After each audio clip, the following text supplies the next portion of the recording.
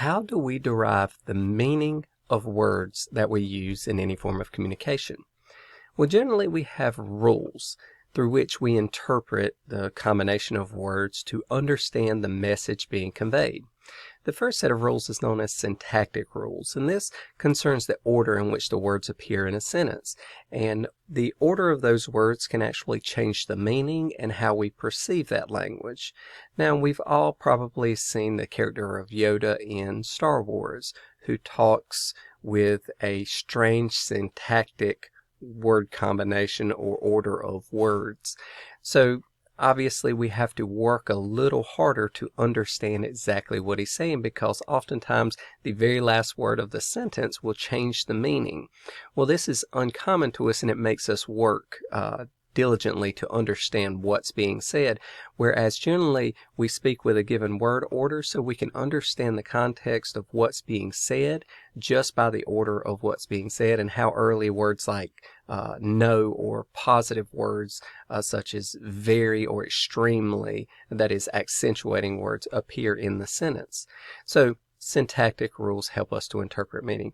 Next is semantic rules, and this applies to the meaning that we attribute to words beyond how they're spelled or how they grammatically appear in formal language.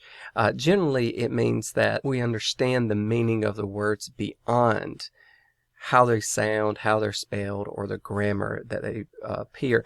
If you've ever seen children write words and they write it phonetically as it sounds, we understand exactly what they're saying, even though the words are being said incorrectly. Or if you have someone with a stronger accent, like I have, oftentimes we mispronounce words, but those words still have the same meaning in the context as if I had pronounced them correctly, or had not tailed off in my R's, or used a very high A sound rather than a more muted A sound that you might hear with a different accent. So these are semantic rules.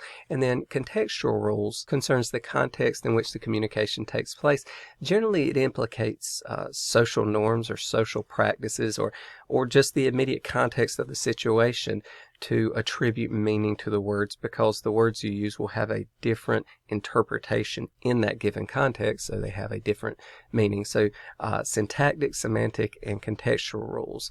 Now, despite these rules, oftentimes we still misinterpret the meaning of messages and communications in a given context, largely based upon our personal biases or our tendencies to perceive or interpret something in a given manner. So with that being said, another categorization of how we give meaning to words is denotative and connotative. A denotative meaning is simply the meaning as it appears in the dictionary. If the word is used, it has that meaning attributed to it and nothing different. A connotative meaning, or the connotation of a word, means that the meaning of the word is not as closely related to the formal definition of the word, but more related to the meaning attributed to the word based upon normal practices, social norms, or community norms. Slang is a very common example of connotative meaning. That is, oftentimes we use words in a particular way in a given situation that is outside of their normal denotative meaning, but it comes to mean something socially in society, or it becomes a communal norm to use the word in that way.